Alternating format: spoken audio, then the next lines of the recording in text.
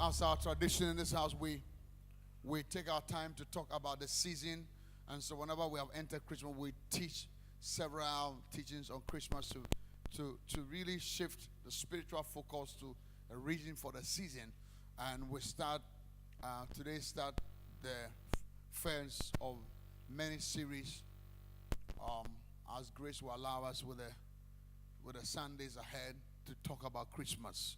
So we like to talk about Christmas because it is important for us to get the reason for the season, because lack of understanding or purpose always results into abuse. People abuse things because they don't understand the purpose for a thing. And whenever the purpose is misplaced or not understood, we take for granted why God does the things he does. People always ask how, but they don't ask why. The disciples always ask how, they never ask why, because the why reveals the motive, the intent, the heart of God. And so it's a great season. It's a season of love and joy and peace and gifts and fellowship and family. A season where we share gifts and do different things. Some even travel and do the holiday. But beyond that, it is a real spiritual season. It's a season deeper than just getting your Christmas idea and your bronya. I remember, I will never forget everybody and what Christmas, for me, Christmas in those days meant Piccadilly biscuit and a bottle of Coke. Whatever Christmas meant to you, and then growing up and understanding the word of God, we even understand that it is bigger and deeper than that. So maybe our excitement was misplaced. But my assignment this morning in a short message is try and make meaning the real season. Why are we in Christmas? The season of Christmas presents us with what? The opportunity to go deep and seek to know Jesus and who he really is. The season is about Jesus. And he's a reason for the season. Knowing him in this season will shift your spiritual life from wherever you are to where you ought to be. It's important that we get that the season is about Jesus. It's about nothing else but Jesus. And so when we enter this season, we even have a better opportunity to talk more about him. Knowing Jesus or know who Jesus is critical, because it will determine what you can obtain from him. So that he asked the disciples, who do men say that I am? And he says, some say you are Elijah, some say you are Jeremiah, some says John the Baptist, others says one of the prophets. Then Jesus said to them, who do you also say that I am? Then Simon Peter entered the spirit and by revelation said, thou art the Christ, the Son of the living God. Jesus looked at him and said, Peter, what happened to you? Flesh and blood has nothing to do with this, but my Father which is in heaven. And because of this revelation, I'm going to talk to you, Peter, that upon this revelation, I'll build my church. So the church is not built on system or light or sound. The church is built on the revelation of Jesus. So the more we know Jesus, the more we get built, and the more we grow, the more we become stronger. The church is built on no air conditioning, no sounds, no good skills. The church is built on nothing else but the person of Jesus. Understanding the reason for the season, the real gift. Because Christmas is a time of gift. The reason why we give gift because God gave gift. The real gift for this season is the gift of Jesus. The real gifts and the best gifts you can ever give anyone in this season is to give the person Jesus. It's important that we understand that, because the lack when somebody gives you a gift and you don't know the value of the gift, you will underutilize it. Or if somebody gives you, for example, a car, and you don't know how to drive the car, somebody will drive for you, and it's even more dangerous when your enemy is driving your car. Because the devil is doing everything possible to shift the real gift for this season. Tell some of the real gift for this season is a gift of Jesus Christ. Are you hearing me this morning? And so the more we get to know Jesus in this season, the more we get blessed by him, the more we serve him better, the more we come better, the more we grow in him, the more we follow him, the more we fall in love with him. He's the reason for the season. Jesus is. He is. He surely is.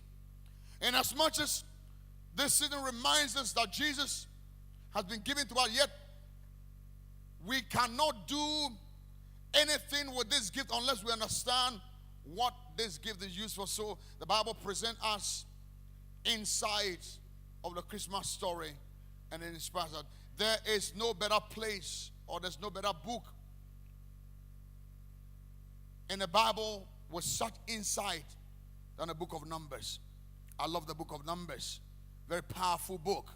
Because the book of Numbers is a book that gives us deeper insight of this season, because it shifts or changes our perspective from natural to spiritual.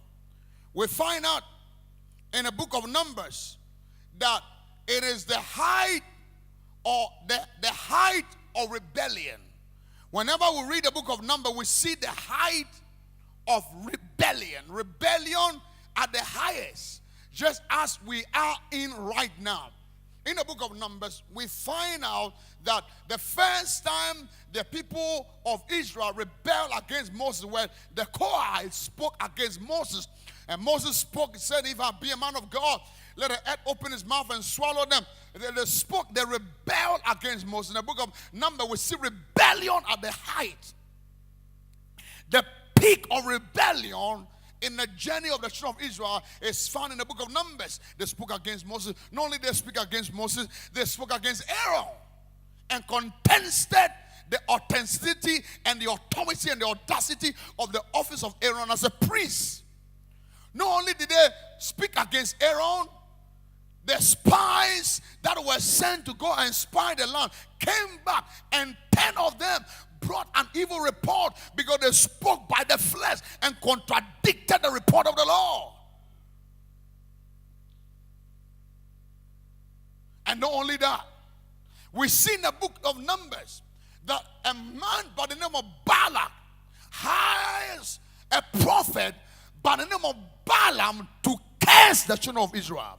It's a height of rebellion, because here a prophet is cursing what God has already blessed.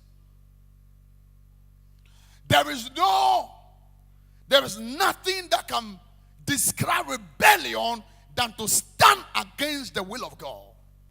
And here we see a prophet called by God, anointed by God with a prophetic giftings, speaking against the children of God whom God has already blessed. In chapter 24, the prophet Balaam is called to prophesy against the people of God for money. Balaam is the type of person who will go back to God because he has an offer which is pleasant to the flesh. So that in this season of Christmas, we must make sure we don't become like Balaam. Watch out what you do with the giftings in this season, because it is what will determine the next season of your life, so that you do not exchange what God has given you for money. Watch out in this season, because you should not sacrifice what is eternal for what is exciting. In this season, make sure you don't sacrifice what is eternal for what is exciting. Because there are so many things that are exciting but not eternal. It can't stand the test of time.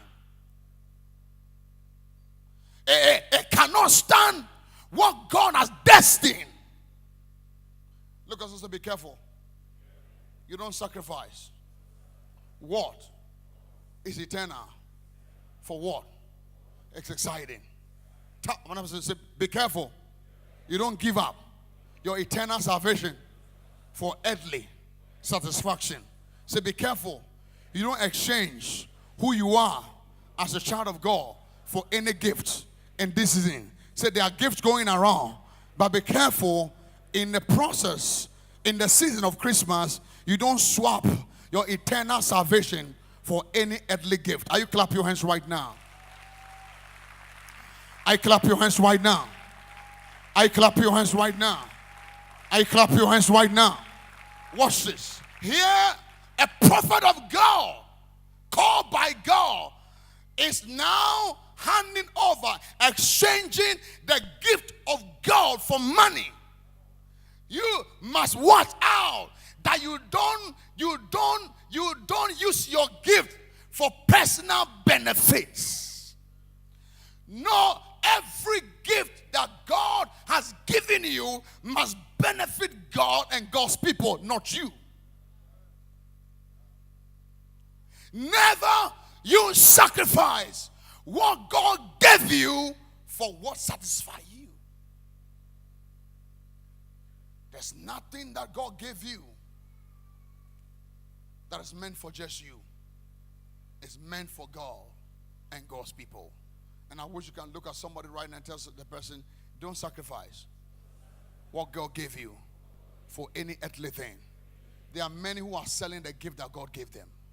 Never you use your gifts for your personal glory. It is not about you. It's about God. It's not about your personal glorification. It's about God. Let God increase that I might decrease. Let us see the man behind the gift, the giver of the gift than the gift.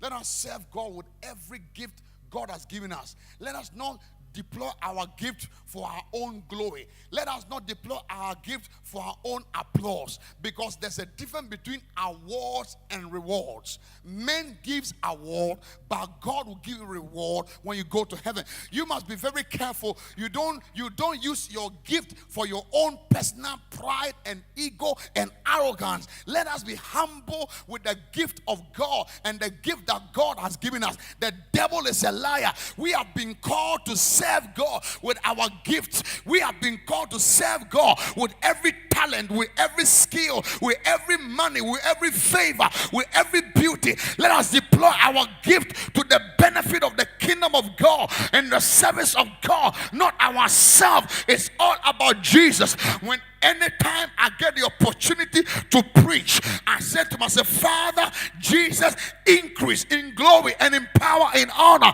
Let Jesus be glorified. Let me not get stuck with the applause of the people, because they can be applauding you, but you'll miss God long time ago. We got to be very careful that we don't exchange human's applause for heavenly applause, because what man exalts, God brings down. What man esteem, God despises. What man celebrates, God does not necessarily celebrate. It's not always that the voice of the people is the voice of God. Sometimes there's a way that seemeth right in the sight of a man, but the end thereof is destruction. May I submit to you this morning that there's something God has given you. It's not just for you, but it's for God. And anytime you get the opportunity to worship and to sing as unto the Lord. Anytime you get the opportunity to preach as unto the Lord. Anytime you get the opportunity to pray as unto the Lord. For what do we have that we did not receive? And if you receive it, then why then do we behave that we did not receive? For every good and every perfect gift, it cometh from above, from the Father of light, in whom there's no shadow of a doubt. Our God is a good God. Every gift belongs to him, and therefore, every clap, every celebration belong to God and God alone. Will you slap your hand and shout and give Jesus your loudest shout? Can you rise up and give God praise right now? Say yes. Be seated. The prophet forgot that every gift must be accounted for, including your life. There are some prayers that are religiously powerful, but spiritually, scripturally wrong. They pray prayers like, Father, I thank you for the gift of life. If life is a gift, you will not account for it. Because nobody gives you a gift and have you account for it. If you account for your life and account for the stewardship, for the stewardship of your life, everything, including the money, the beauty, the silver, the gold, if you account for it, then I tell you what, it's not a gift. Because if I give you a gift, I don't care what you use it for. But if you one day account for it, then you are just a steward of everything and a possessor of nothing. Let that enter your spirit so that, including the life you have, you know that one day you give accounts of that life. And when the master says, well done, thou good and faithful servant, or he will tell you, get out, I don't know you. And there are those that say, I use your name to prophesy, and they say that I needed somebody to be used, and you were there, but you were never commended to me. Because as for God, when it comes to blessing his people, he will deploy anything to bless, including stones. So you can be a stone and you be thrown away. Can I preach you right now? You can be you know what some people eat? Some people is used to clean the wood, but it is thrown away. And don't be a sandpaper that you will be used to clean others, and you yourself will be a cast out. That's a person. I put my body under subjection, lest after I have preached to others, I myself might become what? A cast out. Will you tell somebody, I wish I know the motives why you are serving God? Say, by the way, God does not just judge actions, God judges motives, because actions are product of motives. You're clapping and singing in the house right now. Can you clap that God gave you the hands to clap? Can you shout that God gave you a voice to shout? Can you rise up and give God your loudest shout of praise that God gave? Be seated right now. The prophet prophesied for profit, not prophecy. There's a difference between prophet and prophet. Prophet. Pro what? Faith. And pro what? Faith. Tell us, are you a prophet or you a prophet?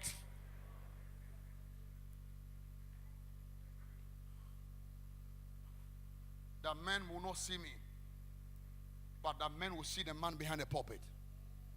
It's my prayer. Amen. I might preach to a church right now. And the Bible says that he prophesied against the children of God. Now watch this. When Balaam came to prophesy, however, God changed his tongue to be a blessing instead of a curse to Israel. Can I tell you something? Nobody can curse what God has blessed. Look at me. It is impossible to curse what God has already blessed. Tell us, it is impossible to curse what God has blessed already. Turn to another and say, you cannot be cursed because you are blessed by God. Will you look as I prophesy to you today? Every curse is turning into a blessing. Are you in agreement right now? I wish I can get a witness in the house. You see, do you know that even God, he did not curse what he blessed? Do you know that God did not curse Adam even when Adam fell? Because he already blessed him. So he didn't curse him. You know what God did? God cursed the earth. He never pronounced a curse on Adam. Because you can't bless, you can't curse what is already blessed. When it came to Adam, he spoke to the earth and said, tongues and thistle, sweats will come out of the earth. You have to struggle. But he didn't say, Adam, you are cursed. He cursed the earth. Because he already blessed him. Tell someone, I am too blessed to be accursed. You see, when Jacob, I don't want to drift, but I have to hit this. When Jacob took the blessing from the father, even when the father found out that he deceived him, he couldn't curse him. And when Esau came, and Esau was crying, the father, can you not bless me? The father opened his mouth, and the father wanted to bless him, but father started cursing. Said, the father started saying that, you serve your brother.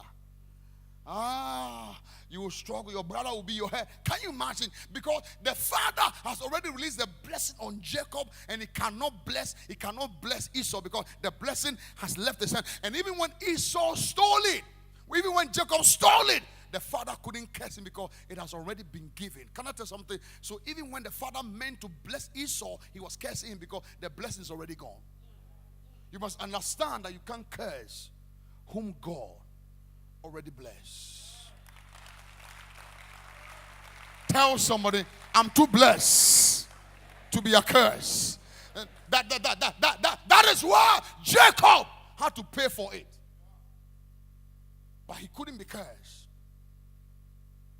The only thing he needed to do was to secure the blessing. He didn't secure it. He didn't fight. So God said, go and fight. And he had to fight for the blessing. But the father could not. Now, if you're a father and you found out that you wanted to bless this son, and another son has stolen the blessing, what do? You just reverse it and even curse him for deceiving you. But the father said, no, it can't happen because what I already blessed, it cannot be cursed. So even the one that he didn't want to curse was the one he was cursing. Because the blessing is already. Tell somebody, the blessing is with me. If you have a problem with me, go and ask God. Come on, give someone, say, you can't curse me. Can you say, you cannot curse me? Can you give someone and say, hey, if you try it, it will backfire. I speak prophetically to you that any curse word against your life, it backfires right now. Slap you on and shout and say, bless. You are too blessed to be a curse. So Balaam comes paid. He's a paid prophet. He's a higher prophet. And he comes to curse Israel. And he opens his mouth. And instead of a curse, blessing is coming out of his mouth. And Balak said, are you crazy? I paid you to curse and not to bless. And Balaam said, don't you know that I cannot curse the one God has already blessed? Before you clap your hands, may I speak to you that in the season of Christmas, every curse word just turn into a blessing. What is Christmas telling you? That any curse pronouncement against your life just shifted into a blessing. May I speak prophetically that anyone that says you should die will see you alive. Any sickness is turning into healing. Anyone that says you are going down, it means you are going up, because the opposite of what they declared is what will happen. You're clapping and singing in the house. I'm almost done preaching. You're clapping and singing in the house. Can you smile and tell somebody every curse word just shifted into a blessing?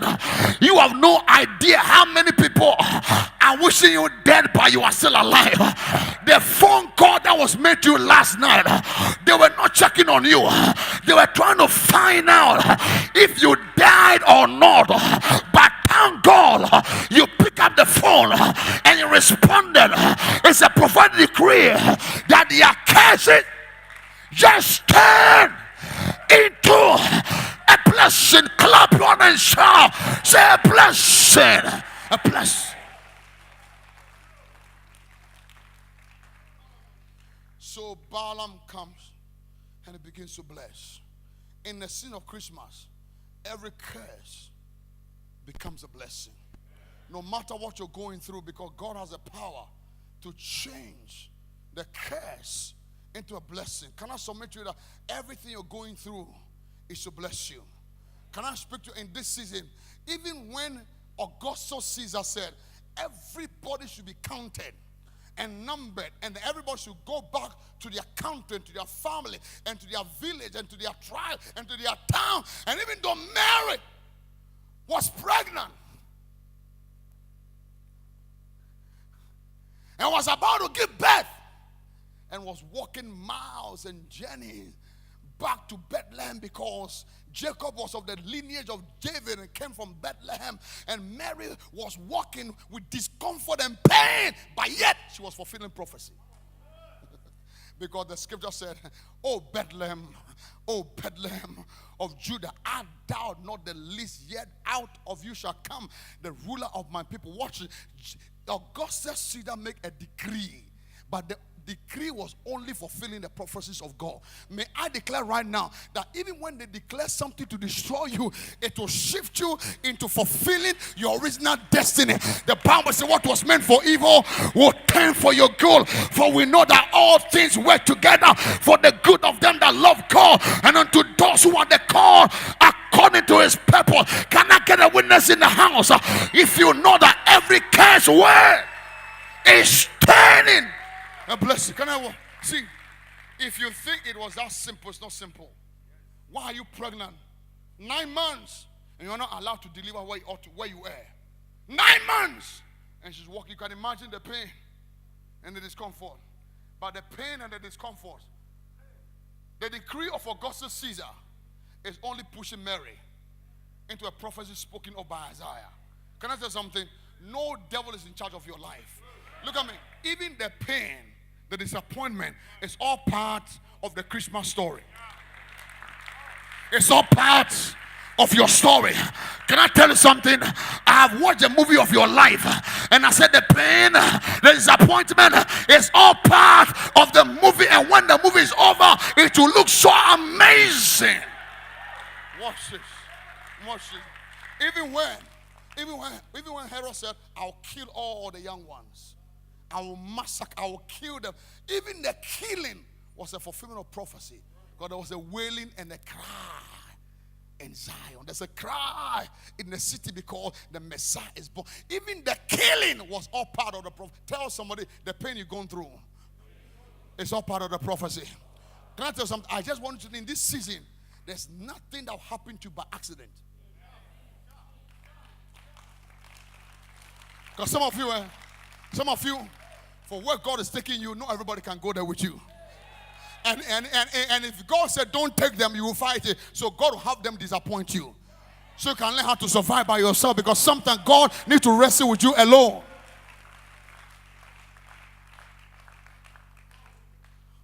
And so Balaam comes and he's cursing, but he's blessing rather. Now, in the verse chapter 24, look at what he did. The guy is a major prophet. Everything about Balaam says he's a major prophet, but he's been hired. Then he comes to prophesy in chapter 24. And 24, the guy is going so deep, and the prophecy is now zeroing in on Jesus. You have no idea how many people are on the payroll of your enemies, but they are working for you.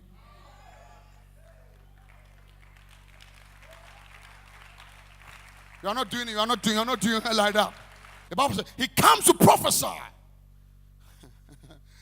and look at the prophecy, verse 17. In verse 17, he says, "Well, I shall see him, but not now. Who? I shall behold him, but not now. There shall come a star out of Jacob, and a scepter shall rise out of Israel, and shall smite the corners of Moab and destroy all the children of Sheth." That's a major prophecy. Who is prophesying it? A hired prophet. Prophesying about the coming of the Messiah. I shall see him, but not now. I shall behold him, but not near, not nigh. Do you know that this is a prophecy that was fulfilled? And how was it fulfilled? Do you know the wise men that came from the east were Balaam? Balaam said, I see the Messiah, but he is not here. I will behold him, but he's not close. Only for us to find out later that the wise men also came from the east where Balaam came from.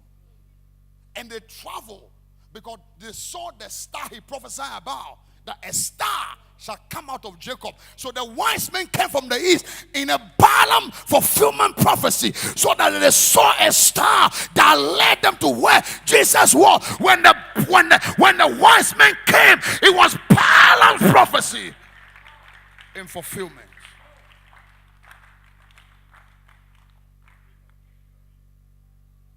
Did I lose you? It's too deep. Who are these wise men? Balaam called them. Who are these wise men? Who are astrologers? Balaam called them. Who are these people? Who are palm readers? A typology of prophets who have missed the gifts. Who are these people who read into stars? They came from the east. They are prophets hijacked by the enemy. But Balaam said they must also see him. They must also behold him. How did they come? They came by the star. A star shall come out of Jacob. For he said, where is he that is born, king of the Jews? For we have seen his star. And you have come to worship him, to behold him. They will behold me to worship, to bow down, to prostrate, to give him worship. He prophesied about the Messiah. But look at what happened at Christmas. Simple message. A star shall come out of Jacob. Turn to there's a star. Say a star. It's all around. Will you turn on and say there's a star? There's a star. I wish you can squeeze somebody's hand for the next 5 and say there's a star, there's a star.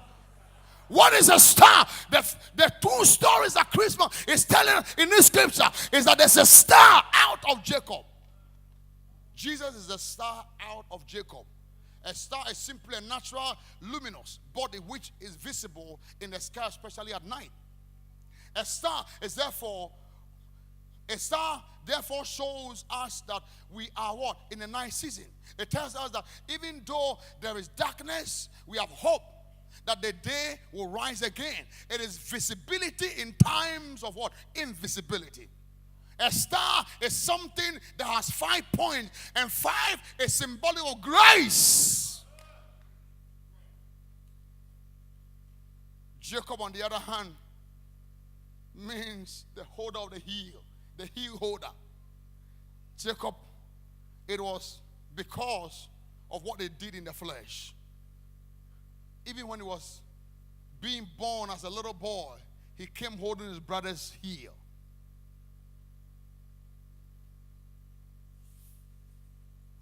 The guy is a fighter even from the womb. Your brother is coming, he's holding his brother. The heel holder. And that life follows him around. He's always trying to be smart and to outsmart somebody. Even for Yoko Garian beans, he says, sell me your birthright. He goes to the father, and what does he do? He tries to corner the father. And put something on him. Jacob is a bad guy. Goes to his father's house and says, Daddy.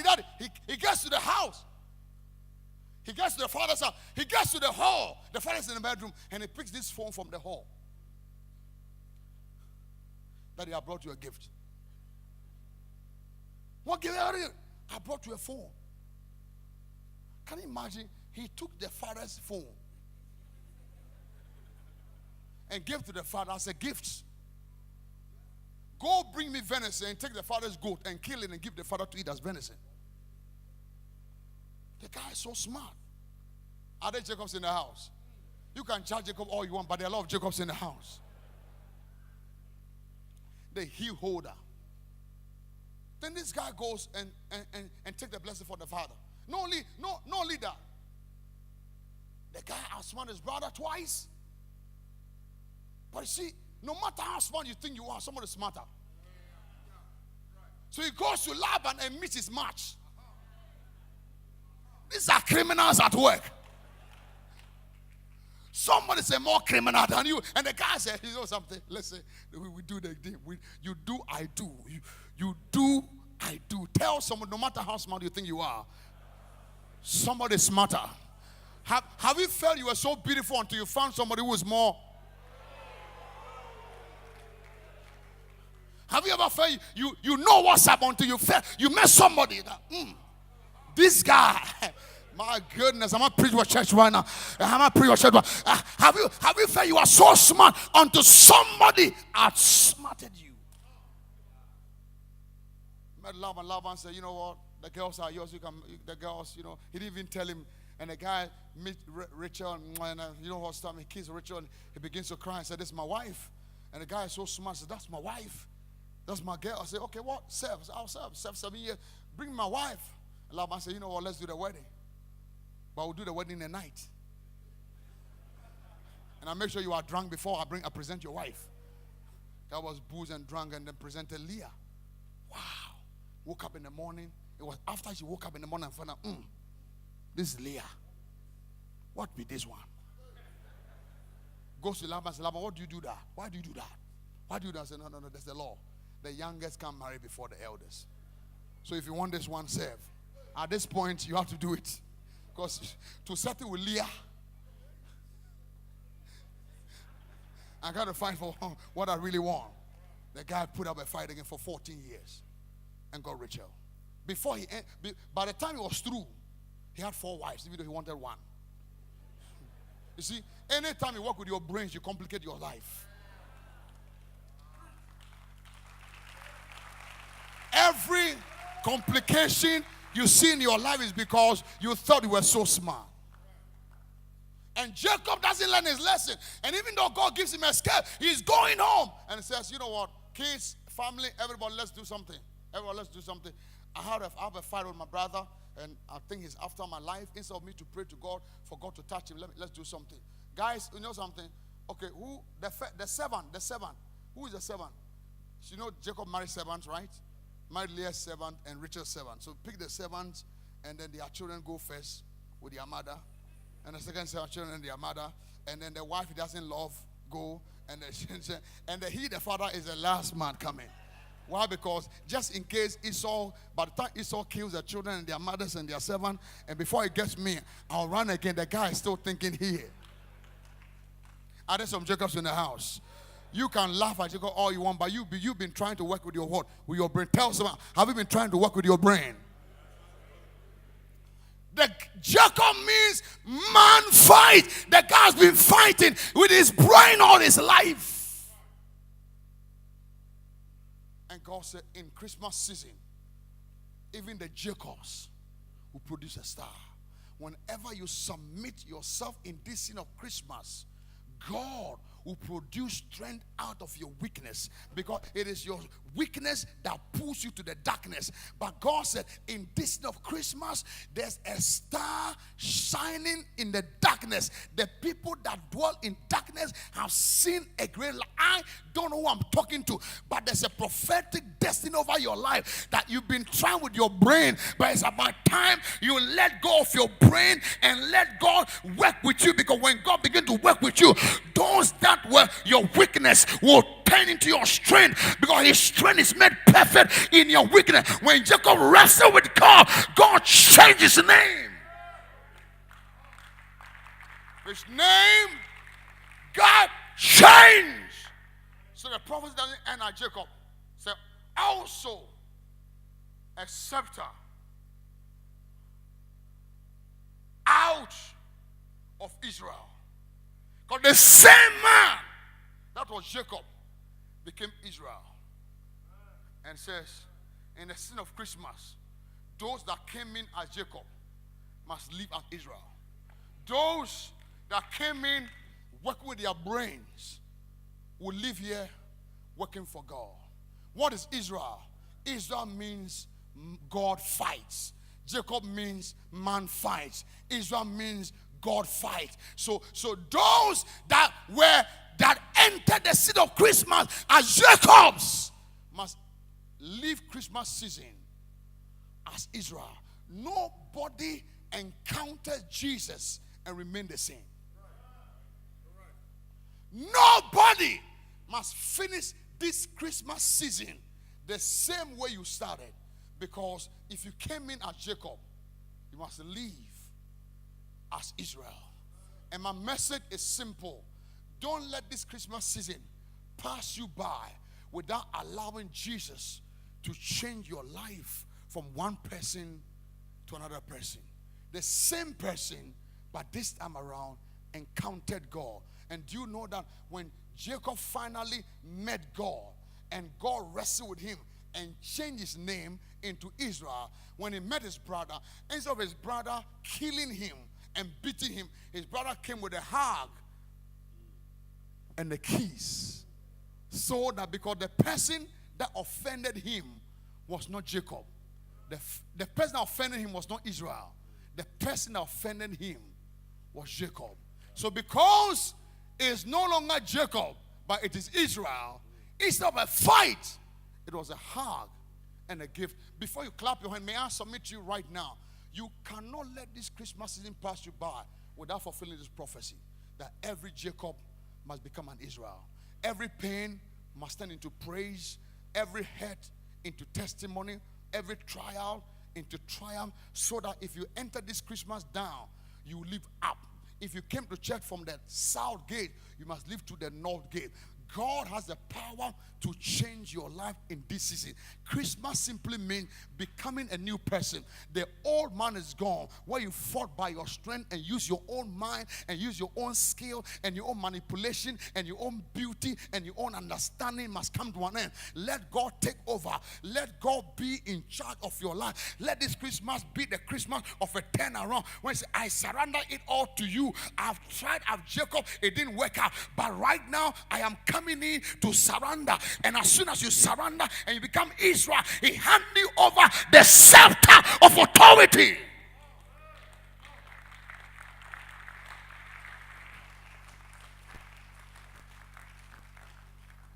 Tell somebody, you are now Israel. Look at me. You can't do Christmas until God changes your story. Christmas is a season of change, where Jacobs become Israel, where those who were down go up, those who are sick are healed, those who don't know God become born again, those who use their own brains and their mind to work out life now say, God, not my will, but your will be done in my life. Will you in this season of Christmas surrender it all to God and let God have the better part of your life and say, Jesus, take over. I've tried with my strength, but right now I hand over my life to you. And the Bible says that not only will you become Israel, say, whenever you become Israel, the scepter is put in your hand. What is a scepter? A scepter is a stick of authority. It stands for power and strength. And say, this power will be used to go after what? The Moabite, the rebellion, the rebel. May I submit something to you? That when you become born again, God gives you power to deal with the enemy. Christmas is a season of dealing with the devil. Do you know that not everybody's happy in this Christmas? Do you know that Christmas means different things to different people? Do you know that to the wise men, it was a worship, it was a time of salvation to come to the star? Do you know that it was to the shepherd, it was a time of going to give gifts? Do you know that to Mary, it was a time of receiving gifts? Do you know that for Herod, it was neither a time of gifts, nor dancing, nor excitement, but it was a time of trouble. It was a time that his kingdom was coming to an end. Christmas season is a time when the devil is in trouble. May I prophesy over you that God is giving you power to deal with every devil in your life. And what you couldn't bring down in the season of Christmas, power has been handed over to you to break the back of the enemy. May I speak prophetically that every rebellion in your life, as you smite your hand in this Christmas, let God crush them right now. Say yes. Say what? A scepter shall rise out of Israel. A scepter. and shall smite the corners of Moab and destroy the children of Shitz. Please turn to some say the power to finally destroy the devil is at hand. Can I talk to you about rebellion? A rebellion simply means anything that stands up against the knowledge of Christ. There's a difference between a sinner and a wicked person. There's a difference between one that sins and one that's rebellious. A sinner is one that's a Jacob with struggles in their life. A rebel is one that said, I don't believe in God. I don't understand. I don't want this God. I am against this God. I'm against what God has said concerning your life. And can I simply speak to you this morning? There are so many people who are standing up against what God has decreed over your destiny. They don't believe you qualify. They don't think it is for you. They don't think you deserve it. And they are in contention against your destiny. When Elijah prophesied and said, tomorrow about this time there shall be abundance. The Bible said there was a Lord on whose hand the king lay and spoke against the prophecy. This prophecy shall not come to pass. Elijah said, because you rebel, you will die.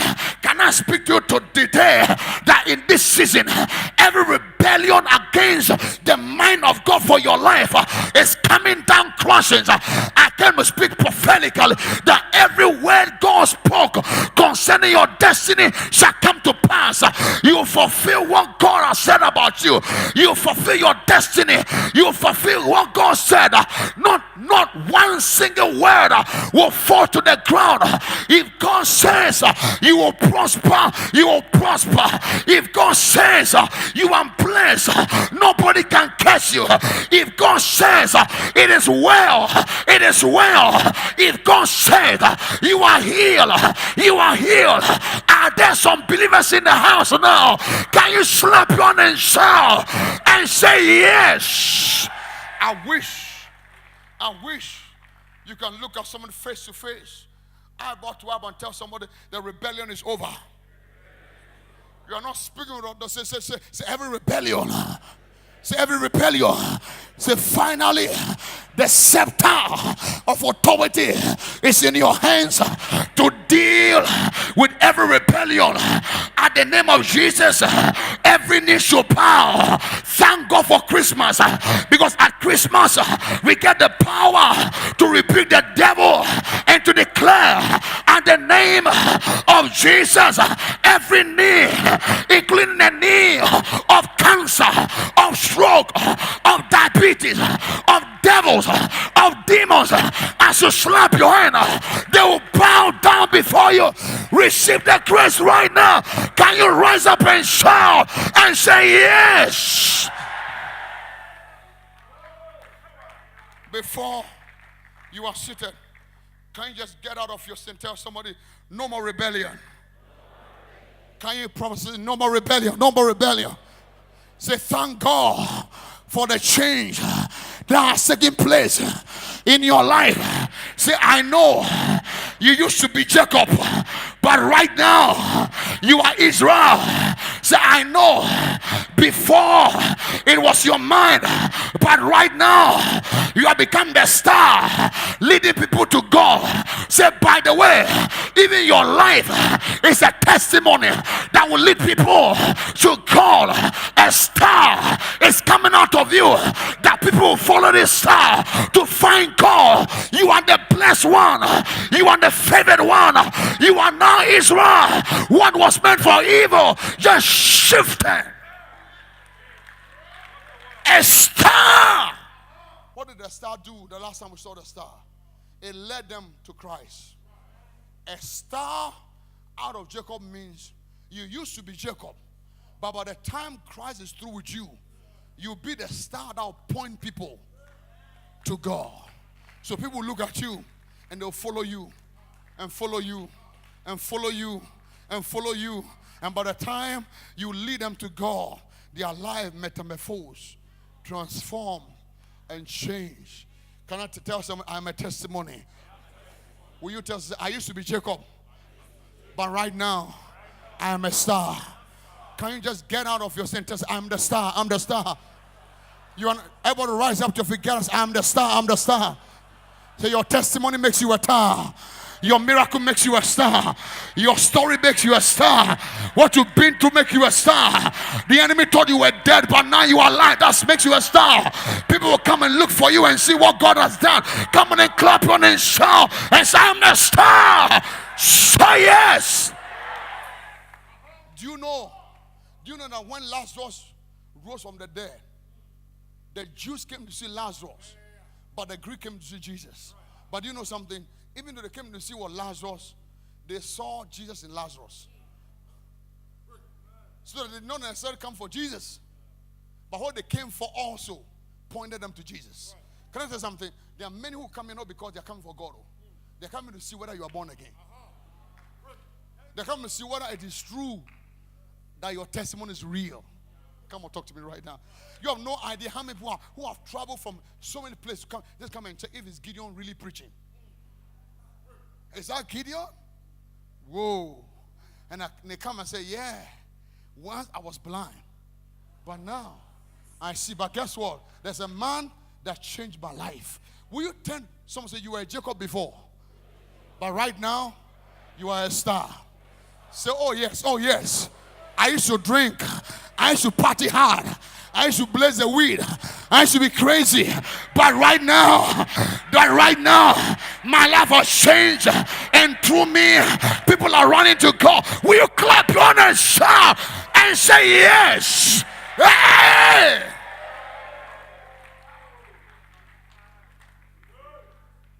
Out of the most baddest person has come a preacher. How many of you feel blessed like that? Your testimony in this Christmas season will draw people to Christ. You see, that's why those who have a problem with, why have you made your pastor a star? Yeah, your pastor are stars. I'm a star. Oh yeah. There's nothing wrong if your pastor is a star, but that star must lead you to Christ. Yeah, that's what the preaching is. Yeah. So long as this star doesn't point you to myself, but I point you to Jesus Christ, that I may decrease, that He might increase. Thank God you are a star. Your life is a light that is shining in darkness, because stars shine only in darkness.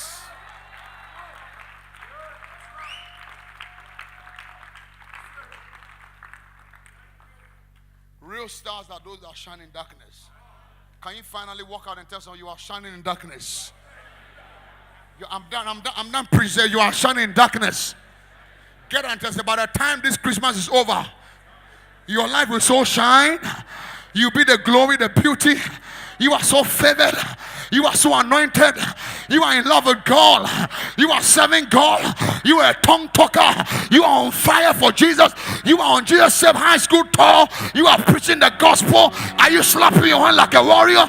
Are you giving God your loudest shout? Are you jumping in the house? Receive the grace right now. Lift up your hands right now.